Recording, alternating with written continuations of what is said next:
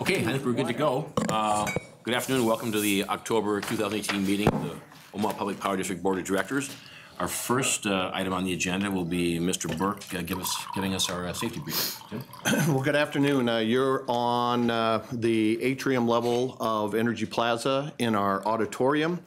In the event that we need to exit this building, you would exit in the same doors that you came into. You would actually step down the steps using your three-point touch, one hand on the railing, 2 feet on the ground, and exit on the 16th Street side of the OPPD Energy Plaza.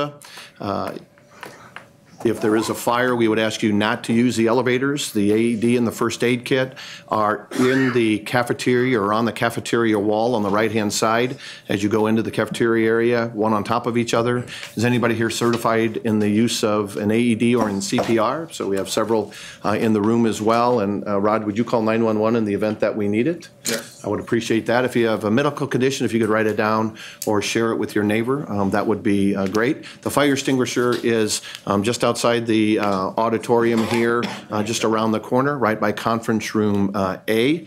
And I believe that concludes the safety briefing. Thank you. Okay, now let's run through our list of housekeeping items before we get rolling. First and foremost, please silence your electronic devices, cell phones, and so forth. This regular board meeting will follow the agenda made available to the public upon entering the meeting room. This meeting is streaming live on the internet at OPPD.com. Our regular board meetings have public comment periods on the agenda. Following board discussion on each pending matter, I will ask for public comment before bringing the matter to a vote. In addition to that, prior to adjournment of the meeting, you will also have an opportunity to comment on any other OPPD matters. If you wish to speak, please approach the microphone to your far left and state your name and address and state the name of any organization or person you are representing. Organizations should choose one representative to speak on their behalf so as to avoid repetitive commentary. Comments made by all parties during the meeting are a part of the official public record. Each individual will be allotted 3 minutes per matter pending at the discretion of the board. To assist you, we use a red, yellow, green light indicator to ensure each member of the public receives a consistent amount of time. Ms. Labs will signal you when 30 seconds remain, as well as when time is up. Please direct your comments to me, not to other board members or the executive team. I will either respond to you directly or defer response to another board member or officer of the district. If you brought written materials, Ms. Labs will receive them on our behalf. Christy, will you please take the roll? Barrett. Yes. Kavanaugh. Here. Gay. Here. McGuire. Here. Mines. Here. Moody. Here. Trinan. Here. Yoder. Yes. Item number 4, announcement regarding public notice of meeting. Notice of the time and place of this meeting was publicized by notifying the area news media, by publicizing same in the Omaha World Herald and outlets, by displaying such notice on the arcade level of Energy Plaza since October 3rd, 2018, and by mailing such notice to each of the district's directors on that same date. A copy of the proposed agenda for this meeting has been maintained on a current basis and is readily available for public inspection in the office of the district's corporate secretary. Additionally, a copy of the open meetings law is available for inspection in the public meeting book located in this meeting room. Board consent action items. The consent agenda items are as follows. Item number 5, approval of the August 2018 comprehensive financial and operating reports, September 13th, 2018 board meeting minutes, and the October 11th, 2018 agenda. Item number 6, SD 13 stakeholder outreach and engagement monitoring report, resolution number 6277. Item number 7, STP steel transmission structures, resolution number 6278. Item 8, Nebraska City coal handling underground piping replacement, resolution number 6279. Item 9, SD10 ethics monitoring report and director's code of ethics and business conduct review, resolution number 6280. Item 10, SD12 information management and security monitoring report, resolution number 6281. If there are no corrections, changes, or additions to these items, I need a motion and a second to approve the consent agenda items. Make a motion to approve. Second. Okay, we have a motion and a second to approve consent items 5 through 10. Do any directors care to comment on any of these items? Yeah, Chairman Kavanaugh, I wish to abstain on item 7, which is resolution number 6278, the transmission structures. While legal counsel had advised me that I'm eligible to vote, I want to avoid any appearance of a conflict of interest. So please mark my vote as an abstention on that. Steve, is there a way we can still have these consent items bundled and show his abstention on the one item, but not necessarily on the others?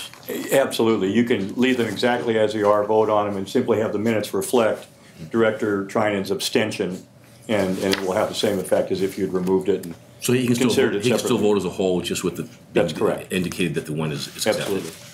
Okay, great. Do any other directors have any comments on any of these consent items? Okay, seeing none, does any member of the public care to comment on these consent items 5 through 10?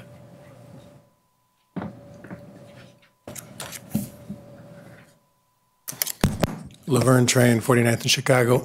I just want to give kudos to Director McGuire for including the harassment provisions in the number, 9, the ethics monitoring and the ethics report. And when you brought that up and the history that you told about the old way and now the new way, and it was both awesome and awful at the same time. And I really did appreciate that. That was great. Thank you. So that's all. Thank you. Seeing no other comments, Christie? Barrett, Yes. Kavanaugh, Yes. Gay, Yes. McGuire. Yes. Mines. Yes. Moody, Yes. Trinan. Yes. Yoder. Yes. Motion carried. Agenda item 11. Now therefore be it resolved by the Board of Directors of the Omaha Public Power District as follows. Number 1, that the engineer's certification of John M. Cate, P.E. is hereby approved. Number 2, that management is authorized and directed to enter into negotiations with one or more qualified contractors for a contract or contracts to pursue and complete the decommissioning of the Fort Calhoun Nuclear Station under the decon process specified in applicable regulations of the U.S. Nuclear Regulatory Commission, with the contract or contracts to be reviewed and approved by the district's general counsel. And number 3, that management provide a report to this board at its regular scheduled November 2018 committee and board meetings as to project status, and if prepared, a recommendation regarding the district's approach to decon contractual agreements. So moved. Second. We have a motion and a second. Tom? I'd like to turn this over to Mary Fisher. If anybody has any questions on moving this from Safe Store to DCOM. Maybe I'll go ahead and start with this, and Mary can fill in the details, since we saw her eyes open this wide on that. And she's in the middle of the group. But this is really the She can handle conversation. it. There's no doubt in my mind she can handle it. But she talked a lot on Tuesday, and so this is really the opportunity for and rightfully so. This is a really important topic. I know we shared with the board last month a little bit about our plan to move to the decon status, the decommissioning. And so this agenda item would essentially direct management to move to the decon method of decommissioning, and that we would look for other partners or vendors or contractors to support us in that event. And then our intent would be to come back to the board with the approval of that negotiated arrangement, whether it be next month or December or whenever that would occur. And so we had the opportunity to review that in open, and then more details and some competitive analysis work in the closed session as well. Thank you. You're welcome. Just a few words about the difference between Safe Store and decon. I think that's important for the public to understand and for you, the board, to understand as you go into this vote. Safe Store and decon are regulatory terms used by the Nuclear Regulatory Commission in their regulations. Safe Store provides for a process where you put your facility into a status where it can sit and decay from a radioactive perspective for up to 60 years. At the end of those 60 years, you must have all of your radioactivity removed from your facility. Decon is moving towards that immediate dismantlement portion. You still have time. Under the regulation, you can do that in 60 years. Our proposal here is to do it in what we have, at least as a high-level schedule over the course of the next 10 years. So we're asking to move that forward. Also, we're asking to be able to utilize the staff at Fort Calhoun for as long as we can depending on the option and the contractual obligations that will come forward in November and December. All of these things are being looked at.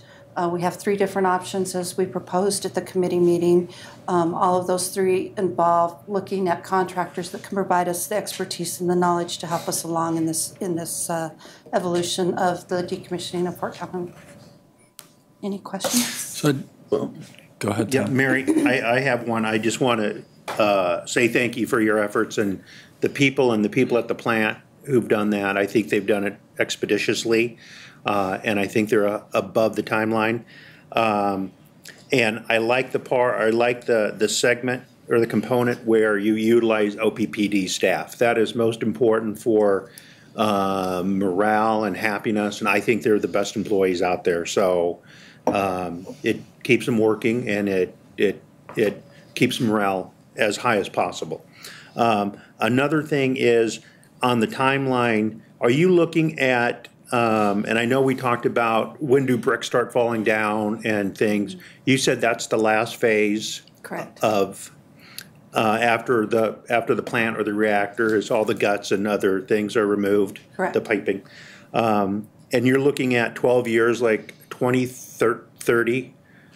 We're looking at 10 years. We're 10 projecting years? right now at a high level without getting into a lot of details because obviously we're not there at this point in time. But we're projecting somewhere in the 2027 to 2028 timeframe. So about That'd be 10 years great. from now. So I salute the quicker timeline than the drawn out 30 or 60 years. So thank you. Mary, depending on what your analysis comes back to, it just appears that there's great stability in decommissioning, in that our employees will have a guideline finally of exactly what's going to happen, when it's going to happen, and there's a potential savings of millions and millions of dollars. So I'm anxious to see what you come back with. I'm on board and couldn't agree more with Tom. Our people have performed great service out there. Yeah. So I will say the employees, probably a lot of whom are watching right now, they've done a tremendous job up there. absolutely. They are ahead of schedule, under budget, and that is phenomenal work in a decommissioning where things change every day. And so they are doing tremendous work. I also want to say that the rest of the district is doing a tremendous job in supporting the decommissioning. We do have a lot of help from the rest of the OPPD family. And when you say under budget, you're under budget by millions, Correct. We are. millions and millions. Just the past, you gave an example of how you saved $12 million just in, one action. Tens type of action. millions of Tens dollars tens under- and tens of millions of under dollars budget. you've already saved, and kudos. And the NRC has been watching, and they've been doing nothing but giving you great praise, which we have not necessarily gotten in the past from the NRC. So kudos to the entire team. Thank you, Director McGuire. We talked about this twice on Tuesday, right? We had an open session and a closed session, and I tend not to be smart enough to remember what was discussed in which. Uh-oh, we'll tell you if it's Yeah, close. hit me if I'm going too far. So more than anything, I just want to make sure that I understand and we can sort of publicly summarize where we're at. So we're giving you approval to go into deconstruction. We're giving you approval to directly negotiate with a vendor for a partnership on that deconstruction. You discussed 3 alternatives for that, right? The Correct. OPPD-led, contractor-led, and us essentially relinquishing everything to them. That's correct. So we're not necessarily making a decision on one of those 3 alternatives. That's part of what will be determined as you go through this analysis over the coming month and brought back to us in terms of which of those 3 alternatives you're going to pursue, who the vendor is, what the scope of work is. That's what we should expect to hear in November. That is right? correct. Okay. I think the decision here is deconstruction. It's deconstruction, and the other Plus thing. to negotiate. Plus the negotiation, but not to award, right? So that was where we were on Tuesday, was That's correct. you were requesting that we give you the ability to award the contract, and we brought that back and said we'd like to take an active role in that and make sure that we approve that. So the board is, and I think that's appropriate, right? Like this Very is appropriate, yes. This It's a is, big job, big contract. And I think it's our responsibility to make sure we do take ownership of that. $1 billion contract. And then in terms of what the public should expect to hear next month, I think, correct me if I'm wrong, but what we decided was on Tuesday, we would share as much information as we can publicly about what the decisions are, what the recommendation is, and ensuring that we're not sharing any proprietary information that is exclusive to that vendor. And any of that information, we just need to punt until a closed session on Tuesday with a vote on Thursday. Correct. Okay. You got it. Thank you. Anything else? Thanks, Mary. Thank you. Thank you. Thanks, Mayor. Do any members of the public care to comment on this particular item? Laverne Train, 49 Chicago. 2 years ago, this was my position, was to decon. I'm so glad management finally agrees with me. Took them a little bit to get up there, but you know, it's the same information. I knew it'd bubble up. Logic always sets in. Keep the license in your name, because no matter what happens out there, it's your face. People aren't going to know whose contract or what license and what name in that moment is going to know. For an example, I'm a great example. I used to videotape the meetings here. And if you go back to that YouTube channel, which is still there, I'm not very nice to OPPD. I do all kinds of editing horribleness to you. And finally, you got your own videos. And now you get to control your own message, not me, not some small business that's got a contract because they scored well. So I just want to point out that, you know, keeping it in your name, keep it the license. The team is doing fabulous. Modifications, I'm still researching about that NCAP modifications. I don't have anything to say yet. But anyway, because I don't like it when they say first only, first time in the nuclear industry. It's always a bit worrisome. It's kind of what got everybody in trouble when they were fixing the switch at the OPPD power plant that burst into flames. They did some modifications to that. And so anyway, have a great day. I just want to let you know, decon is the way to go. Put it to rest. Get us a green space as fast as possible. It'd be great. Thanks. Bye.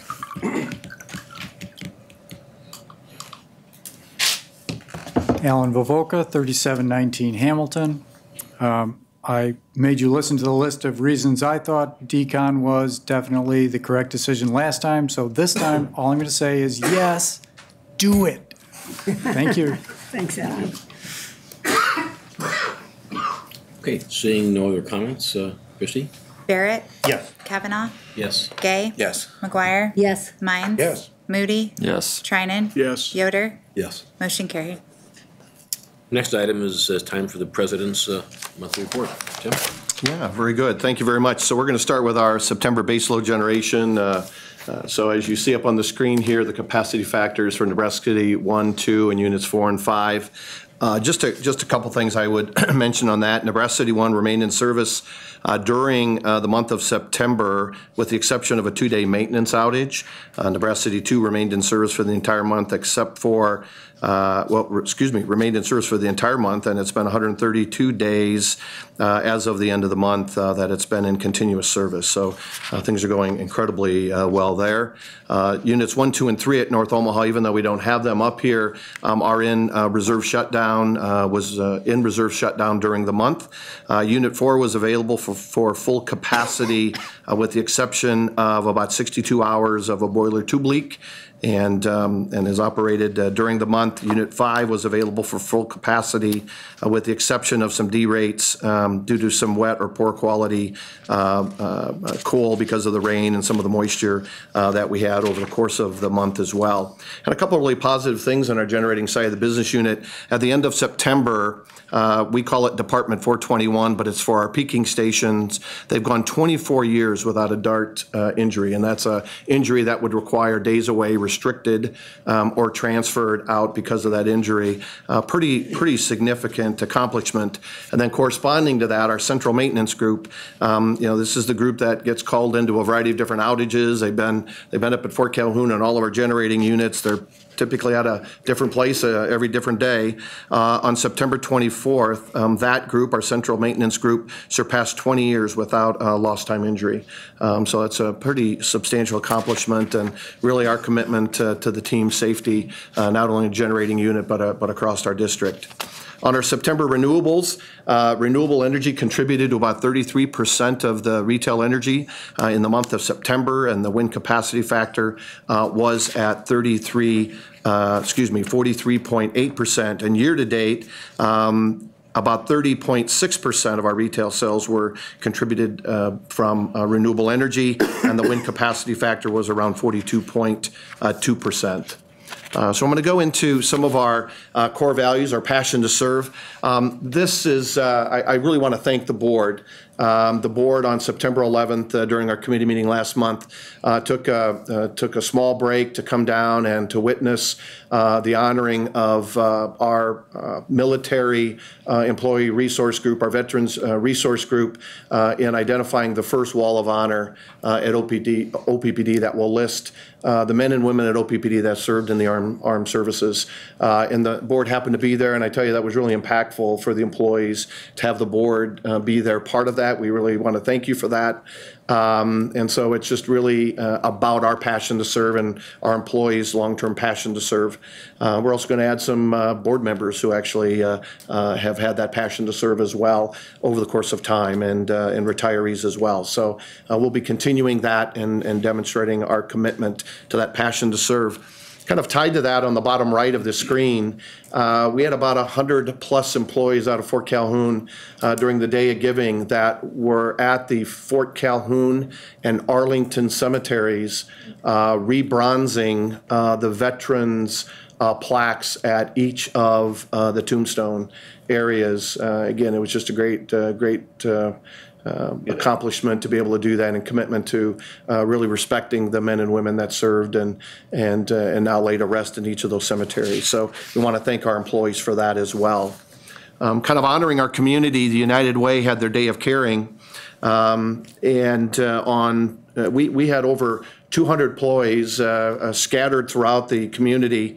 I talked a little bit about the Fort Calhoun and Arlington cemeteries, but they were at the Hope Center for Kids, Nebraska Children's Home, the Cross Training Center, the Urban League of Nebraska, Open Door Mission, the Children's Respite Care Center, Keep Omaha Beautiful, Project House Works, and the Child Saving Institute, doing a variety of different things over the course of that day. And this is just a reflection of the great work our employees are doing, really helping our customer owners, our community, be as good as they can possibly be. And it's just a great commitment to be able to talk about that.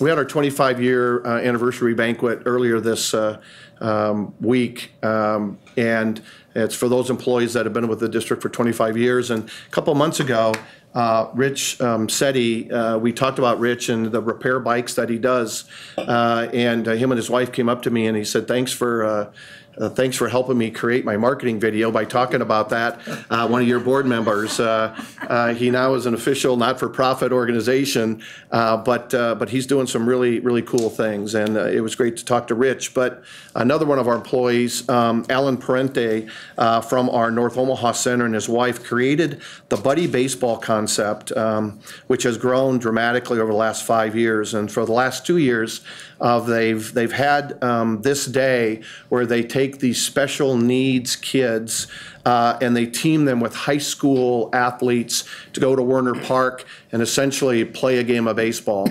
And it's opportunity for these young men and women to see their face on the big screen, their name announced publicly. Alan and his wife, Jean, started this, again, about 7 years ago, and has just grown this kind of service. But, you know, they do it without any fanfare, so we're going to give them fanfare today on that. It's just a really cool thing, and we're great to have an OPPD employee be part of that. And then lastly, on what we do to recognize our employees that have died in the line of service, John Broderick died on June 22nd, 1953, after coming in contact with a 240-volt line in a substation near 18th and Grant Street. He was 30 years old, had been with the district for 7 years. At the time of his death, he was survived by his wife, Shirley Ann, 2 daughters, Peggy Ann and Jacqueline Kay, and a son, John Thomas. And I thought this would be really a great opportunity. You know, we talk about these employees, but there was an email that kind of passed around the senior team today about a perspective of one of the spouses of our linemen that I thought it was really kind of appropriate to read, and I didn't get full approval, and I won't give names, so someone should stop me now if I shouldn't, but otherwise I'm going to.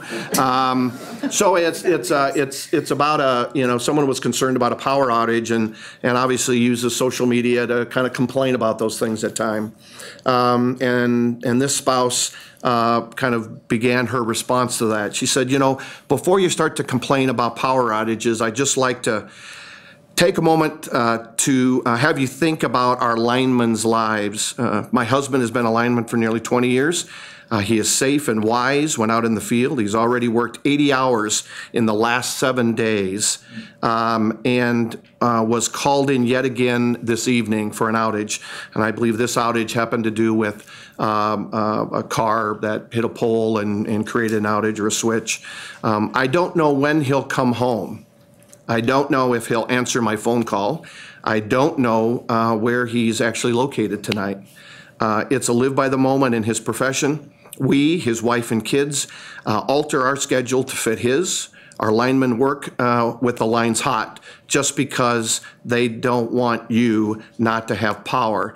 And that doesn't mean because you don't have power that they're not working, because they're out in the rain, the wind, the ice, the cold, the heat, the snow, the lightning, the thunder. They are working. And let that sink in. I'm always fearful of the dreaded phone call that he won't come home because of the dangerous profession. Please be grateful. So, great letter. So. Concludes the report. Thank you. Thank you. Our next item is the opportunity for comment from the public on any other items that we haven't already addressed today. Any members of the public wish to speak? Ken? And I have written comments, so I will stumble on the stairs. Thank you. Thank you.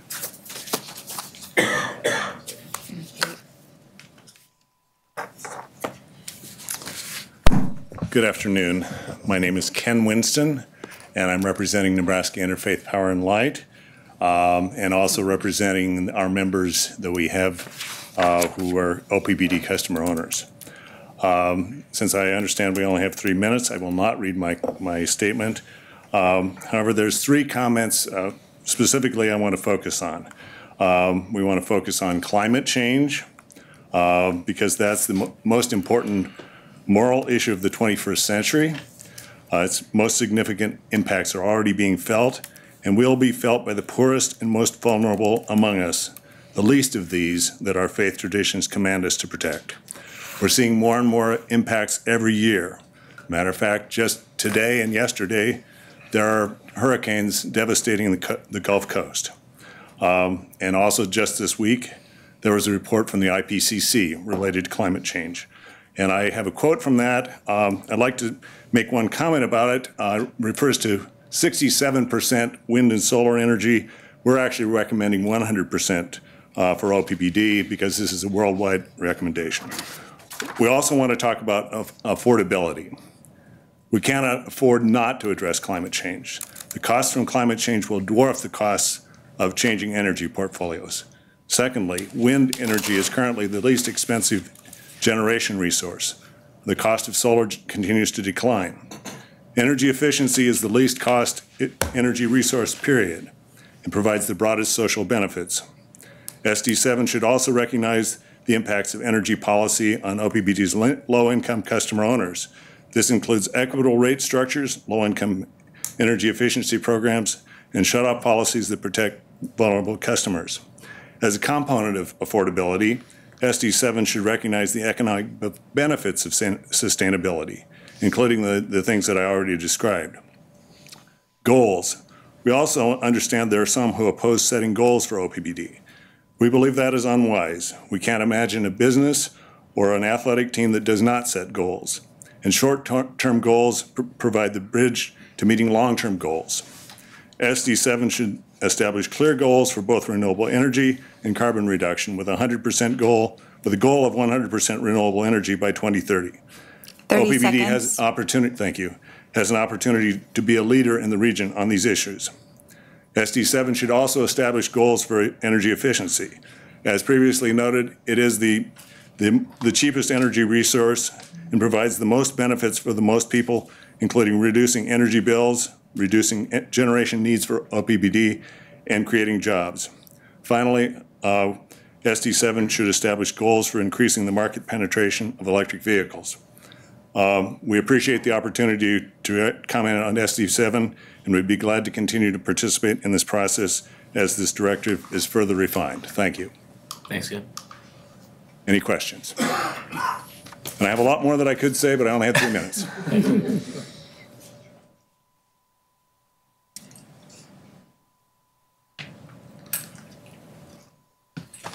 Good afternoon. I'm tall. Can you hear me okay? All right. James Urick, 13532 Olive Street. I'm here with OTOC, Omaha Together, One Community. And we are encouraged by and support the proposed changes to the Strategic Directive 7 on the environmental stewardship as presented at the previous OPPD committee meeting. We would like to encourage OPPD to go even further than the proposed 20% reduction in carbon intensity of 2010 levels by 2030 to reduce the greenhouse gas emissions as technologies make this possible. Analysis of the data of the Intergovernmental Panel on Climate Change shows that in order to limit global temperatures below 2 degrees Celsius, global reduction of carbon emissions is imperative. OTOC does believe that a stable climate is a common good, belonging to all, and meant for all. The global community has set a 2-degree increase as a firm target for maximum warming. If OPPD were to do their part on global emission reductions, a target of 25% reduction of carbon intensity would be more appropriate, and we would encourage board members to consider this level for its target for carbon intensity reduction. Thank you. Thank you. Alan Vovoka again. And you all received my comments along with the 300 other comments that came in on the SD7 issue. So you know that I'm in favor of a little bit more aggressive goals. I'm also a member of OTOC, and I wanted to put the remarks in context. OTOC is an organization that's mainly of churches, and in our society we tend to rely on churches for ethical guidance. The churches in OTOC only deal with subjects that they consider non-controversial. So all of those churches definitely understand that climate change is an ethical issue that needs to be dealt with. So we're hoping you can make an ethical decision here. And I know that you don't all agree on that. There's disagreement among the board, but maybe a reminder that an ethical framework is one that occasionally requires that you make a decision based on ethics that is not in absolute alignment with your financial goals. If all you ever do is pick the cheapest thing and you can't point to a time where you made a decision that cost money because it was the right thing to do, then you have an economic decision-making framework, not an ethical one. So please do the ethical thing. Thank you.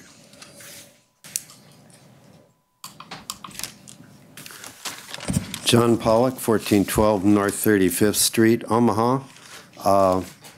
My comments on SD7, I would like to see an aggressive approach.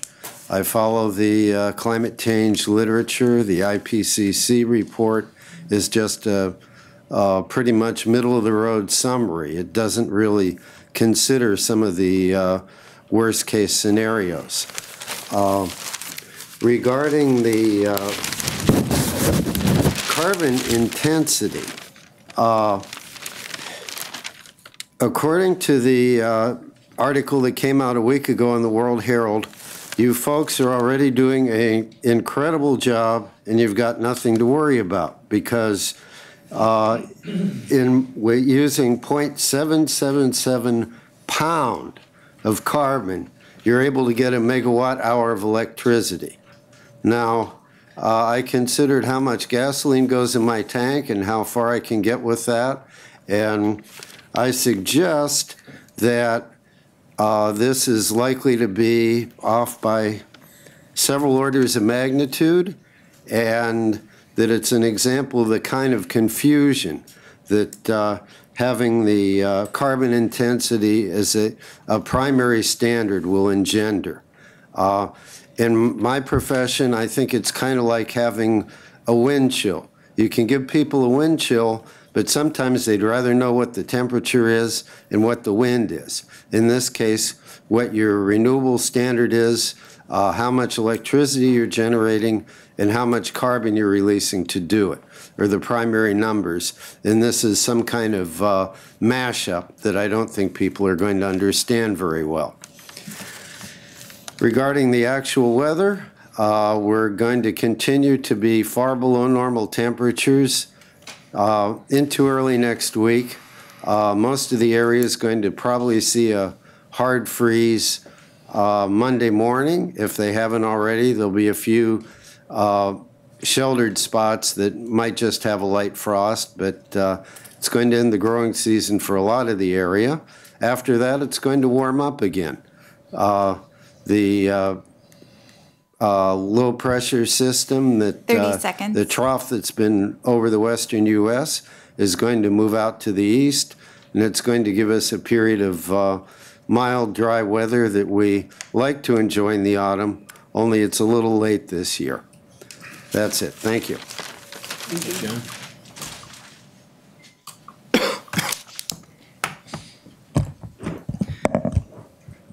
Chairman Kavanaugh and Board Directors, my name is Matt Gregory. I'm with Nebraska Wildlife Federation, and I've been here before, but I just wanted to point out that that is a statewide nonprofit organization that has members in the OPPD service area. And wanted to make a couple of comments today about SD7.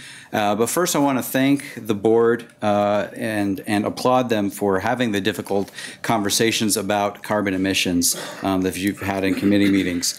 And thank you for also allowing more time for customer owners and stakeholder groups to provide comments and feedback so that you have time to digest all that material.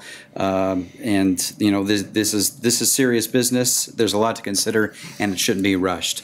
So the bulk of the discussion has revolved around the new benchmark of carbon intensity and whether to include or discard the renewable retail sales metric. And I provided some comments online, but I wanted to follow up after the committee meeting. So it was noted that the most frequent comment was for the adoption of 100% renewables.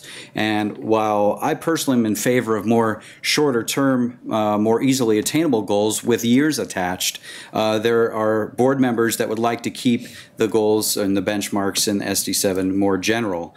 So if there's a board consensus to make it more generic, then I do call for SD7 to include 100% renewables. So because that obviously is not going to happen tomorrow, it's not going to happen next year, and it's probably not going to happen within 10 years. So if you're going to have something that's generic, I would encourage you to have 100% renewables as something that can guide your long-term planning. It was also mentioned that in the committee meeting that 100% renewables would bankrupt OPPD. And while utilities and portfolios are different, Mid-America will be 100% renewables by 2020, and the state of Hawaii has a goal of 100% by 2045. So I should hope that they are not heading towards bankruptcy. So all that being said, I believe you should retain a percentage of renewable retail sales benchmark with a year attached or 100% without a year. I also call for the board to further discuss reduction goals of carbon intensity versus total tons of carbon. Total tons percentage reduction would be less confusing than intensity, and as has been pointed out, there are scenarios where carbon output could increase when accounting for carbon intensity. So time is of the essence, as the new United Nations Intergovernmental Panel on Climate Change report makes clear. The world has 12 years to keep warming to a maximum of 1.5 degrees Celsius, beyond which even a half a degree will significantly worsen the risk of drought, floods, extreme heat, and poverty for hundreds of millions of people. And even today, we're seeing the effects within the intensifying of storms such as Michael that devastated Florida and is battering North Carolina right now. So we must act. Thank you.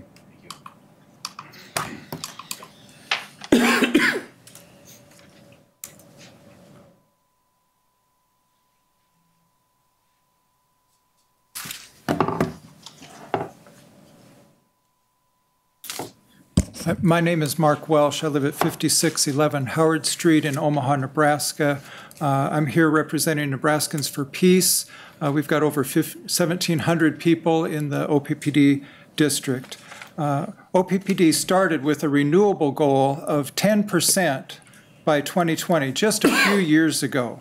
And I want to thank you for everything you've done since then. You've more than tripled that goal, and it's only 2018. The last 3 wind farms, I understand, were really done to optimize our system with low-cost energy, cheaper than coal. How you use math really matters. It matters a lot. Using a carbon intensity formula will allow OPPD to emit a lot more carbon dioxide while at the same time say that your carbon intensity is staying the same or going down. Here's how that's possible. For my example, please imagine you generate 200 megawatts, 100 from renewables, 100 from coal. Your carbon intensity would be 50%, right in the middle. Imagine that in 10 or 20 years, more people and businesses move in, requiring you to generate and sell 400 megawatts of electricity. That is twice as much.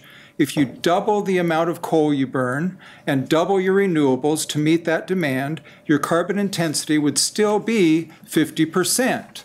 You can double the amount of carbon dioxide you put in the air and not change your carbon intensity. To get to the suggested 20% carbon intensity reduction, you can still burn a lot more coal.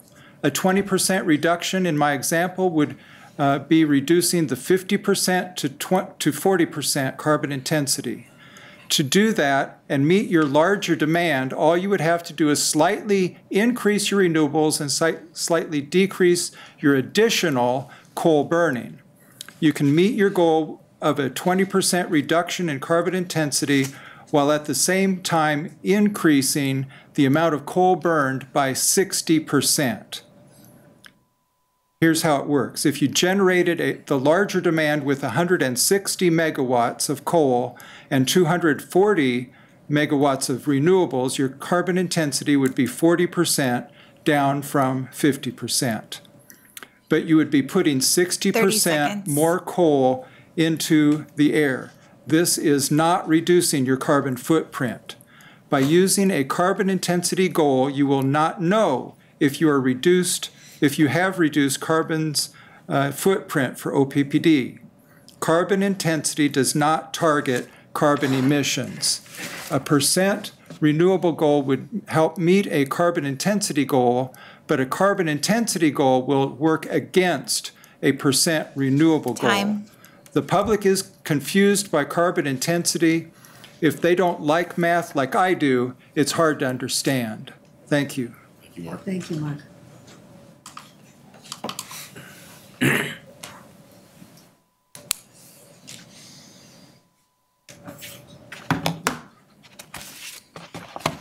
Hi, my name is John Trout, 3316 Augusta Avenue, Omaha, in Mike Kavanaugh's district. I'd like to second what the other speakers have already told you, and I'll try not to repeat what they said. I do hope you will look at the UN report on climate change. They make it sound like we really don't have much time to make the change. I would like for OPPD to accelerate the transition to clean, renewable energy. And one reason is the report from MIT. They claim that particles are killing about 200,000 Americans, men, women, and children, annually. Most of about 54,000 due to vehicles. If you promote electric vehicles, that number will go down. Electric vehicles much cleaner. The second runner-up, utilities, pollution, 52,000 Americans per year. I'm just the messenger. The actual figures may be higher or lower, but it sounds pretty serious.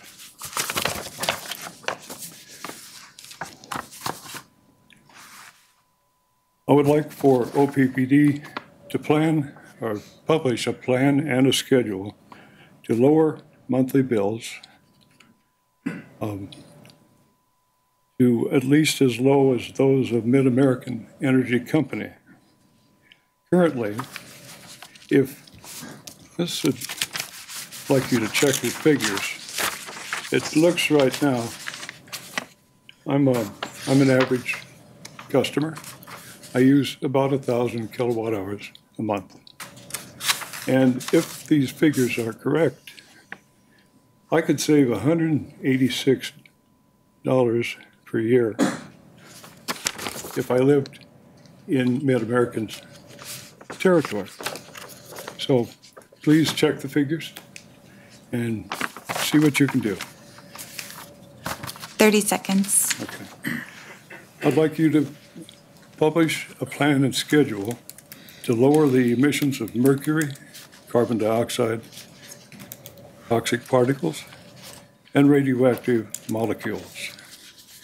And I would like to suggest that you monitor the air in this building, in your home. You can monitor with a box like this: temperature, humidity, CO2, chemicals, particles. Time. And with this, you can monitor oxygen. When chemicals go up, CO2 goes up, and oxygen goes down, we don't think so good. So I want all the employees here to be most productive, and you can do that by making sure you've got good air quality. Excuse me. Okay, Jeff, thank you.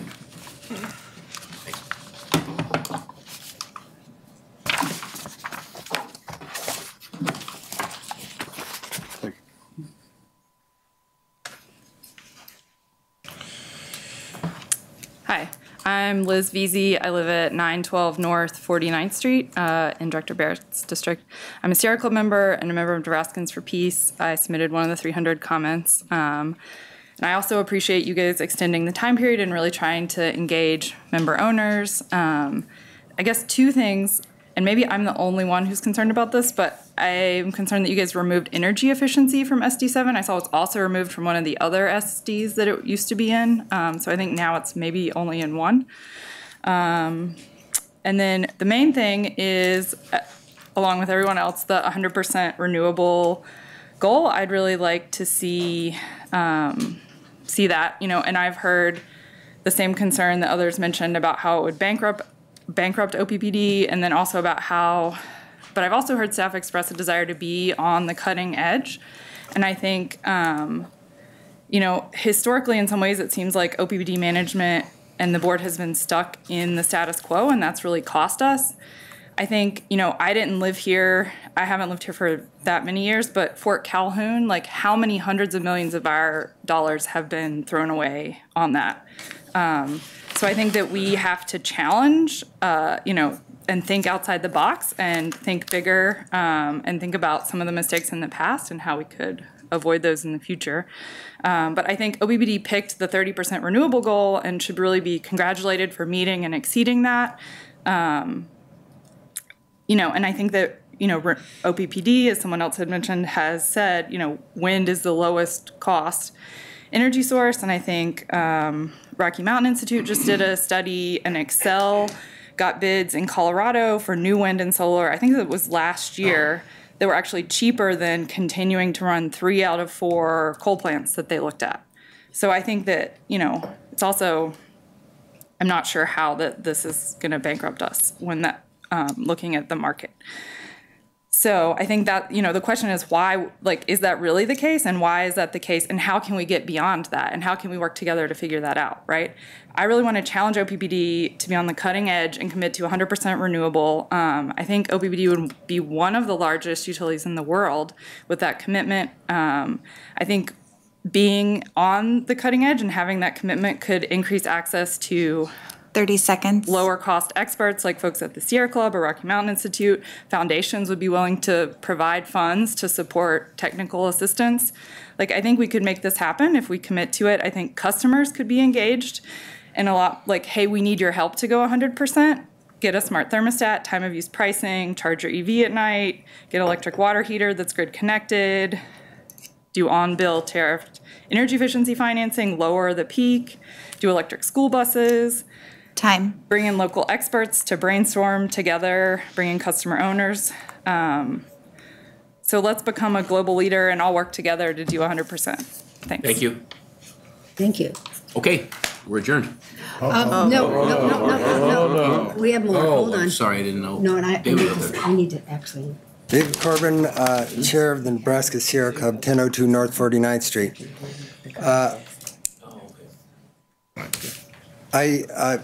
I echo the comments of those, so I will not repeat them. The only thing I would like to say is, when you hired Exelon, you said you didn't have the expertise to do it. When you're going to decon, you are going to hire somebody because you said you didn't have the expertise to do it. Over 80 communities and still growing, cities much larger than ours have already committed to 100% renewable. If you don't think you can do it, reach out to those other communities that say they can do it and find out how they can do it. I encourage you to do that.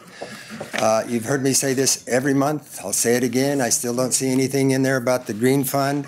I think if you're going to be talking about environmental stewardship, that should be there. I noticed in some of the comments, people said that they've withdrawn from that because they don't feel that it's been spent wisely. And I'll end on a positive note. Thanks to OPPD for partnering with Sierra Club on the EV event I told you about at Creighton, and also on the solar tour that happened last Saturday, where your center by the airport was part of it. And I know that's probably not right for the president to say it, but he and his wife just won an award, and he usually tells who else wins awards. So congratulations for your recent award. Wow, thank you. What award is this? Pardon me?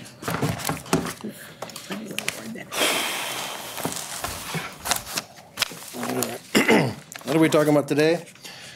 Out-of-merit generation of regulated coal plants and organized energy markets.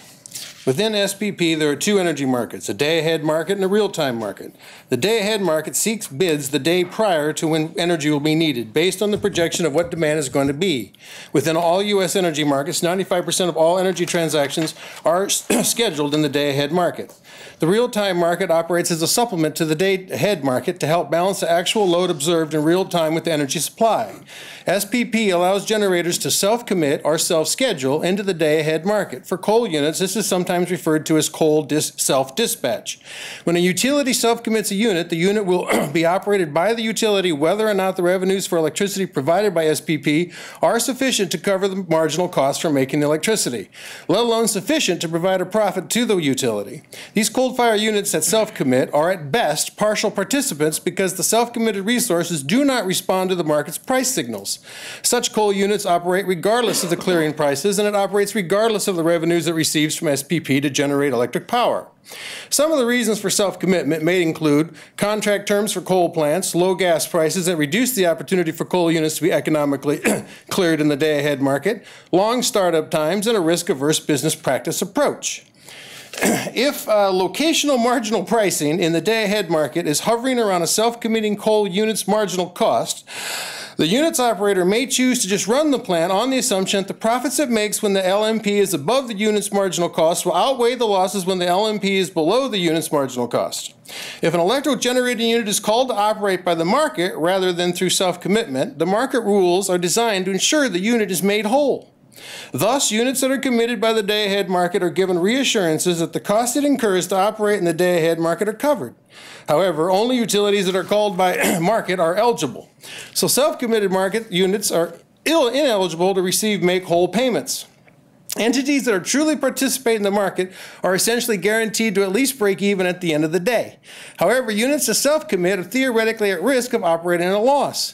The units might self-commit a unit during times when market revenues are insufficient over the short time and long term to cover the operating costs of the unit, let alone to operate and provide a profit. Operating at a loss in the short term, and especially in the long term, is irrational, unless there's some other explanation. This report will show that there's another explanation. 30 seconds. The ability of some units to recover losses from captive customers. And that's me, a captive customer. So I'm going to give you this. I really would like to know if you're operating your power plant, your coal plant specifically, not unprofitably. And it's these reports were done by, minute by minute. And I'd really like to have that answer, and I think you guys should look into this also, because this is another way of getting rid of this coal plant to help you with your carbon and all the rest. Strategic directive, 100% renewables in 50 years, 90% carbon reduction in 100 years. We can do both. When you set a goal, we're going to the moon by the end of the decade. We want to help the ozone rate to get CFCs. Whenever a goal is set, because you guys mentioned the mathematician. I know, you guys mentioned that in the meeting, the guy who won the award. Well, he said that our first reaction is always, can I just finish that one thing? No, it's time. Anyway, first reaction is to deny it, and then when you set a goal, you can achieve it. So set your goals. Okay, speaking of extra comments, Lisa, can you give us the update as far as the extension for stakeholder process? Sure. On SD7? Yeah, and after Tuesday's committee meeting, the team put the new verbiage out on the website. It's front and center on OPPD.com. It will be issued as part of our press release today and then pushed through social media as well. So the comments will be accepted through Sunday, November 4th, which then we will compile and give all of it Monday morning to the board, and you will have a couple weeks to review it. Great. So. Thank you, Lisa. Appreciate it. Thanks to the team. The whole team.